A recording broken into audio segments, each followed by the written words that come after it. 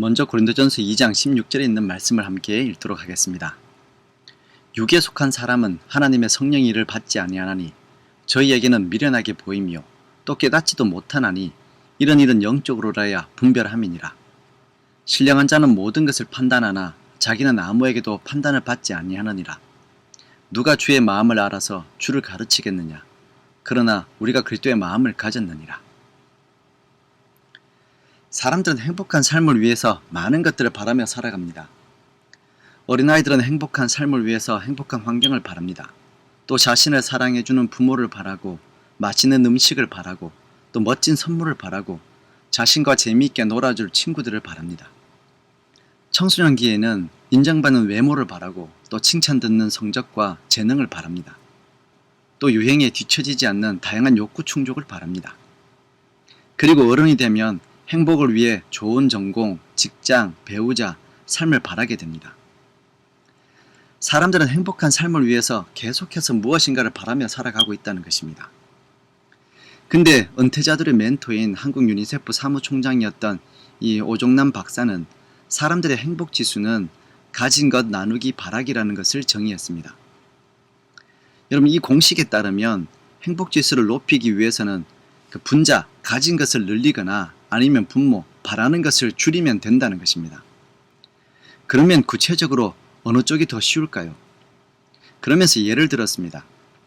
분자를 1이라고 일정하게 두고 분모를 5로부터 차례로 하나씩 줄여가면 5분의 1, 4분의 1, 3분의 1, 또 2분의 1, 1분의 1 이렇게 되어갑니다.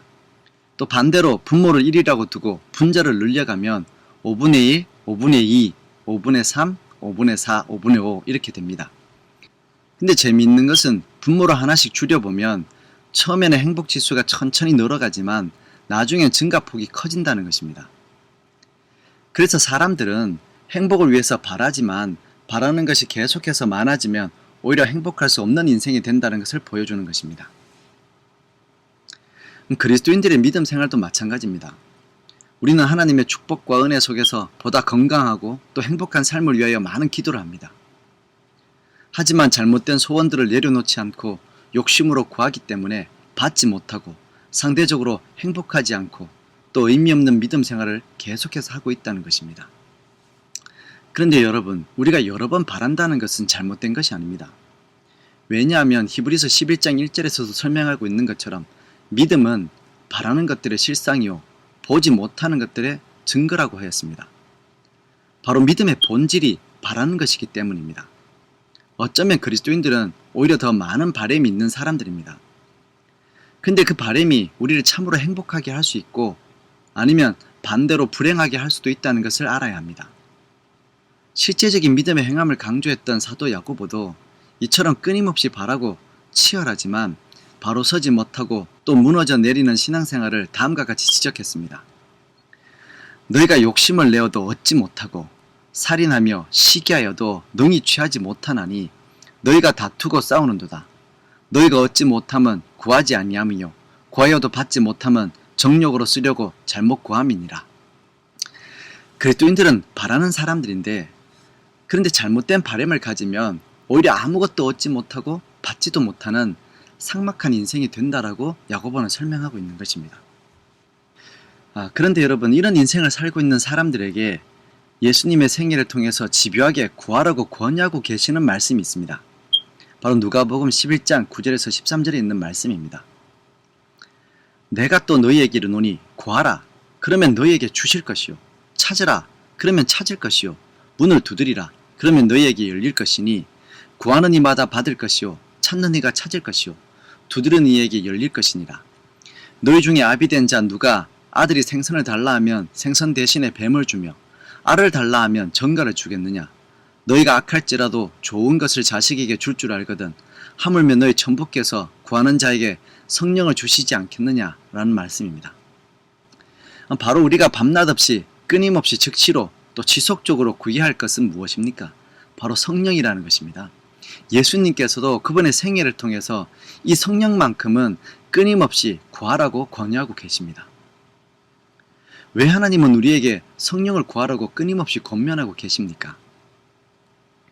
성경은 성령과 이 개인적인 관계를 기준으로 해서 세 유형의 사람들을 소개하고 있습니다. 그 첫 번째는 요한복음 1장 4절과 5절에 있는 말씀입니다. 저희는 세상에 속한 고로 세상에 속한 말을 하매 세상이 저희의 말을 듣느니라 라는 말씀입니다. 바로 첫 번째가 자연일이라는 것입니다. 이들은 성령과 아무런 관계가 없는 사람들을 이야기하는 것입니다. 우리가 흔히 말하는 무신론자들입니다. 그들은 세상에 속하여 살기 때문에 하나님에 대해서 전혀 관심도 없고 좀처럼 관심도 가지지 않고 산다는 것이죠. 그리고 성경에서 소개하고 있는 두 번째, 세 번째는 교회 안에, 믿음 안에 있는 자들을 두 번째와 세 번째로 분류하고 있습니다. 이들은 다 교회 안에 있는 사람들입니다. 믿는 사람들이라는 것이죠. 믿는 사람들 중에 첫 번째 구별은 바로 신령한 사람이라는 것입니다. 성령과 실제적이고 풍성한 관계를 가진 사람들입니다. 바로 영적인 사람 또는 신령한 사람이라고 부르는 사람들입니다. 이 고린도전서 2장 15절과 16절에 있는 말씀에 보시면 신령한 자는 모든 것을 판단하나 자기는 아무에게도 판단을 받지 아니하느니라. 누가 주의 마음을 알아서 주를 가르치겠느냐. 그러나 우리가 그리스도의 마음을 가졌느니라 라는 말씀입니다. 사도 바울이 말하고 있는 신령한 사람은 성령께서 내주하는 모든 그리스도인들을 가리키는 말입니다. 이들의 특징은 그리스도의 마음을 가진 사람들이라고 했습니다. 그들은 매일 자신을 예수님께 굴복하고 자기의 전 존재와 모든 소유를 예수님께 맡기는 사람들입니다. 이러한 영적인 사람들은 라오디게아 기별에서는 뜨겁다라고 하였고 또 열처녀 비유에서는 슬기롭다라고 하였습니다. 그리고 영적인 사람은 요한복음에서는 더 풍성한 삶을 누리게 되고 또 하나님의 모든 충만하신 것으로 충만케 된다라고 성경은 우리에게 알려주고 있습니다. 그리고 여러분, 믿음 안에 있는 또 한 부류의 사람은 바로 육신적인 신자들입니다. 그리스도인들이 교회에 대한 연조가 길다고 해서 꼭 영적인 그리스도인이 되는 것은 아니라는 말입니다. 대부분 육적인 그리스도인들은 자신이 이런 영적인 상태에 머물러 있다는 것 자체도 모르고 있습니다. 그래서 사도 바울은 고린도전서 3장 1절에서 이런 말을 합니다. 형제들아, 내가 신령한 자를 대함과 같이 너희에게 말할 수 없어서 육신에 속한 자, 곧 그리스도 안에서 어린아이들을 대함과 같이 하노라 라고 하였습니다. 그는 육신적인 신자들을 여전히 형제라고 부르고 있습니다. 이는 그들이 똑같은 신자로 여겨졌다는 것이죠. 근데 뭐라고 말하고 있습니까? 문제는 그들이 신자인 것은 맞지만 신령한 사람으로 대할 수 없다는 것입니다. 그들은 성령의 충만에 온전히 미치지 못했거나 아예 성령의 충만을 받지 못한 사람들이었다는 것이죠. 그래서 그들은 그리스도 안에서 고작 어린아이 취급을 했다는 것입니다. 비록 그들이 엄청난 성경 지식을 가지고 있다 해도 그들의 영적인 수준이 어린아이와 같은 영적 수준일 수밖에 없다는 것이죠. 여러분, 육신적인 교인들은 대부분 자신이 처한 영적 상태에 익숙하고 또 습관이 되어 있습니다. 그래서 대체적으로 그 상태에 만족하며 살아가고 있을 때가 종종 있습니다. 우리는 어차피 죄인들이야. 우리의 힘으로는 할 수 없어 라는 말을 자주 하면서 스스로 위로를 받기 좋아합니다. 그들은 그나마 자신이 성경의 진리를 알고 있음을 다행으로 여기고 아주 쉽게 안심할 때가 있다는 것이죠. 또 교회 활동에 아주 적극적일 수도 있습니다. 교회와 교회 기관에서 주요한 부서에 책임을 맡고 있을 수도 있습니다. 근데 참으로 두려운 것은 육적인 그리스도인으로 계속해서 만족하며 살면 그 결과로 얻게 되는 것이 무엇입니까? 그것은 구원이 아니라는 것입니다. 분명히 그리스도인으로 오랜 세월을 살았어도 말입니다. 이것은 믿음 생활이 무슨 일로 평가받는 것도 아니고 내가 그동안 쌓았던 실적으로 평가받는 것도 아니기 때문에 그렇습니다. 자신이 영적인 사람이 되지 못하고 육적인 신자로 머물러 있으면 결코 아무것도 이룰 수 없다는 중요한 사실을 우리는 깨달아야 합니다. 이 마태복음 7장 22절과 또 23절에 이런 말씀이 있습니다. 그날에 많은 사람들이 나더러 이르되 주여 주여 우리가 주의 이름으로 선지자 노릇하며 주의 이름으로 귀신을 쫓아내며 주의 이름으로 많은 권능을 행치 아니하였나이까 하리니 그때 내가 저에게 밝히 말하되 내가 너희를 도무지 알지 못하니 불법을 행하는 자들아 내게서 떠나가라 하니라 라는 말씀입니다. 이 말씀처럼 육적인 사람들은 과거에 매여 살고 있습니다. 비록 지금 이렇게 못하고 지금은 영적인 사람이 아니지만 과거에는 영적인 사람으로 많은 일을 했다고 생각하며 살아갑니다. 하지만 그리스도인은 지금 영적인 사람이 되는 것이 중요합니다. 오늘 우리가 영적인 사람이 되는 것이 가장 중요한 일이고 날마다 영적인 사람으로 사는 것이 우리에게 중요한 일입니다. 이것이 진정한 믿음 생활이라는 것이죠. 여러분, 우리는 단순히 듣기 좋은 교훈의 말씀을 지금 함께 나누고 있는 것이 아닙니다. 말씀을 전하는 저와 또 듣는 모든 사람에게 동일하게 요구되는 중요한 운명의 결정과도 같은 말씀을 우리가 지금 나누고 있는 것입니다. 오늘 우리는 최소한 나 자신이 영적인 그리스도인인지 아니면 육적인 성도인지를 진지하게 생각해 봐야 합니다. 제가 육신적인 신자들의 삶을 좀 더 이야기하고자 합니다. 육신적인 신자들의 삶은 종교로 채워져 있을 경우가 많이 있습니다. 그래서 그들은 자신의 삶의 필수적인 하나님과의 밀접한 관계의 결핍에 대해서 오히려 모르고 살아갈 때가 있습니다. 왜냐하면 많은 부분 익숙한 종교로 채워져 있기 때문에 그렇습니다. 많은 종교적인 활동을 하고 있어도 여전히 예수님은 만문 밖에 서 계신다는 것입니다. 하루를 보내는 동안 그분이 내 마음에 들어와 나와 더불어 먹고 함께 생각하고 대화하신 일이 없는 그냥 종교적인 습관만을 가지고 살아가고 있는 사람들이 있는 것입니다. 일주일에 한 번씩 교회 가고 또 밥을 먹을 때나 일할 때에 그냥 묵상 기도도 하고 이렇게 습관 속에 살지만 실제로 그리스도와 동행하는 삶은 살고 있지 못하다는 것이죠.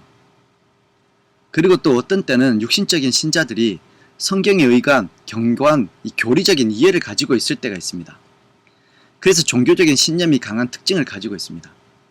비록 영적인 사람은 아니지만 어디 가서 자신의 신앙적인 신념과 대치되는 말이나 대우를 받으면 저항하고 물러서지 않는 그런 강인함을 가졌습니다.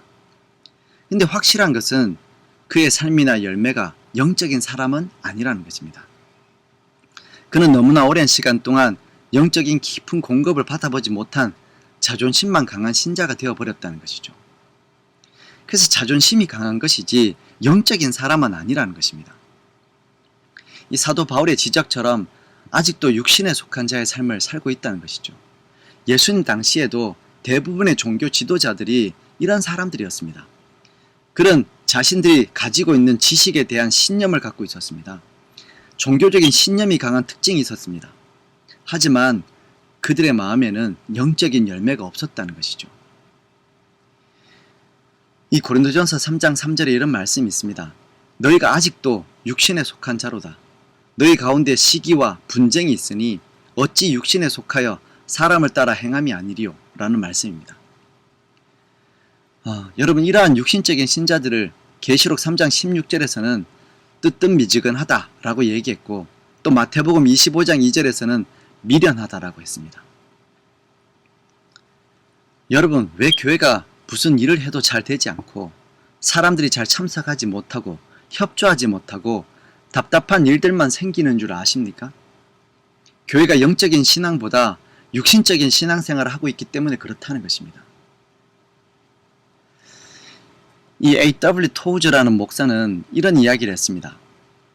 하나님께서 오늘날 우리의 교회로부터 성령을 거두어 가신다고 해도 95%의 교회 활동은 그대로 지속될 것이고 교인들은 아무런 변동도 느끼지 못할 것이다.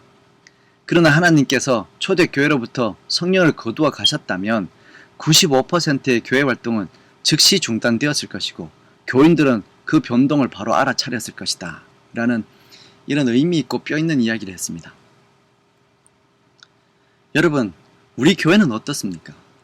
우리가 그동안 너무 성령 없이 사는 게 익숙해져서 하나님께서 성령을 거두어 가셔도 별다른 변동을 느끼지 못하는 교회로 우리가 지금 교회 생활하고 있지는 않습니까? 정말 우리가 산 믿음 속에 있다면, 성령과 교제하는 교회 속에 있다면 우리는 성령이 없는 이상 아무것도 할 수 없다는 사실을 깨닫게 될 것입니다. 오늘 우리는 시급하게 해야 할 일이 있습니다. 바로 성령을 간구하는 일입니다. 우리는 속히 영적인 사람이 되는 것입니다. 영적인 사람이 된다는 것은 내 속에 그리스도의 영이 거하는 사람이 되는 것입니다. 이것이 영적인 사람이 되는 것이죠. 이 사도행적이라는 책에 이런 말씀이 있습니다. 제가 한번 읽어드리겠습니다. 이 영적 생명의 창시자는 눈에 보이지 아니하며 생명을 나누어 주고 유지시키는 정확한 방법은 인간의 철학의 능력으로 설명할 수 없다. 그러나 성령의 작용은 항상 기록된 말씀과 일치한다. 천연계에서처럼 영적 세계에서도 마찬가지다. 천연계의 생명은 순간마다 하나님의 능력으로 유지된다. 그러나 직접적인 이적으로 유지되는 것이 아니요 우리 가까이 두신 축복을 사용함으로써 유지된다. 그와 같이 영적 생명도 하나님의 섭리로 공급된 이 방법들을 사용함으로써 유지된다. 만일 그리스도를 따르는 사람들이 온전한 사람을 이루어 그리스도의 장성한 분량에 충만한 데까지 장성하기를 원한다면 그는 생명의 떡을 먹고 구원의 물을 마셔야 한다. 그는 깨어 기도하고 일하며 모든 일에 있어서 그분의 말씀 가운데 나타난 하나님의 교훈에 유의하여야 한다라는 말씀입니다. 여러분, 이것이 신앙생활입니다. 우리가 어떻게 하면 영적인 사람이 될 수 있습니까? 날마다 고민하며 강구하고 노력하고 주변에 주어진 축복들을 활용하며 사는 것이 방법이라는 것이죠. 또 그것이 그리스도인으로 사는 삶의 모습이라는 것입니다. 이렇게 살 때 삶의 열매가 있고 변화가 있는 것입니다. 여러분, 실제적인 믿음 생활이라는 것은 실제적인 생활 속에서 실천하고 사는 것입니다. 우리가 날마다 깨어서 기도해야 합니다. 모든 일에 있어서 그분의 말씀 가운데 나타난 하나님의 교훈에 유의하고 그 길을 따라 걷고자 하는 강력한 의지가 있어야 합니다. 이것이 우리의 삶에 열매가 있게 하는 일이라는 것이죠. 우리는 성령을 간구해야 합니다. 우리 가렙 뽑은 기별이라는 책에는 또 이런 말이 있습니다. 처음부터 끝까지 인간은 하나님과 동력자가 되어야 한다. 성령께서 인간의 심령에 역사하지 않는 한 우리는 매 발자국마다 걸려 넘어질 것이다. 인간의 노력만으로는 아무것도 성취할 수 없으며 무가치한 것이다. 다만 그리스도와의 협력만이 승리를 의미한다. 우리들이 신령한 도움을 받아들이지 않는 한 구세주를 향하여 단 한 걸음 더 나아갈 수 없다. 주님께서는 나는 알파와 오메가요 처음과 나중이라고 말씀하셨다. 정말 마음에 와닿는 구절이라고 생각됩니다. 여러분, 우리는 명심해야 합니다. 성령의 도움 없이는 우리가 단 한 걸음도 주님께 나갈 수 없다는 사실과 또 이것이 도저히 변화될 것 같지 않던 삶이 하나님께서 원하시는 삶으로 변화되는 첫걸음이라는 사실을 깨달아야 합니다. 오늘 우리는 믿음 안에서 모두 하나님의 자녀가 되는 권세를 얻었습니다. 우리의 삶은 지금보다 더욱 온전히 구별되고 신령한 자의 삶을 살아야 합니다. 이것이 우리가 신앙생활을 사는 이유지요. 그러므로 이제 더 이상 육신에 속한 믿음 생활을 벗어버리고 성령을 간구하고 성령과 동행함으로 신령한 자의 삶을 시작할 수 있게 되기를 바랍니다. 오늘 우리들의 삶이 자주 성령을 간구하고 성령을 이야기함으로 참으로 신령한 열매가 맺히는 믿음 생활을 할 수 있게 되기를 바랍니다. 우리 함께 기도하시겠습니다. 사랑하는 주님, 오늘 우리를 주의 놀라운 은혜 가운데 자녀로 삼아주심을 감사합니다. 오랜 시간이 흘렀지만 여전히 믿음 생활을 하면서도 육신적인 그리스도인이 되었음을 고백합니다. 우리의 연약함을 도우시고 주의 성령으로 인도하셔서 하나님께서 기뻐하시는 신령한 자의 삶을 살 수 있도록 교훈하여 주시옵기를 우리를 구원하신 예수님 이름으로 기도드립니다. 아멘.